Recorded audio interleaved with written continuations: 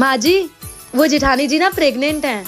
चुप कर बहुरिया, अगर ऐसा होता तो बड़की बहुरिया सबसे पहले आके मुझे बताती। नहीं माँ जी, मैंने ना उनको सुबह से 2-3 बार उल्टी करते हुए देखा। क्या बात कर रही है, सच में? सच में प्रेग्नेंट हैं। बड़की बहुरिया, चलो बढ़िया है, भगवान ने हमारी सुन ली। जी माँ जी, आपने बुलाया? ई ले बहुरिया, पहले तू ई पकड़। लेकिन माँ जी ये सब। अरे बहुरिया, तूने हमको वो सुख दे दिया जिसका मैं वर्षों से इंतजार कर रही थी। भगवान तुझे हमेशा खुश रखे और तेरी गोद भी हमेशा हरी भरी रहे। और सुन, खाने पीने का थोड़ा ध्यान रख, ज्यादा काम हम करने की जरूरत नहीं है, सारा काम ही छुटकी बहुरिया कर लेगी।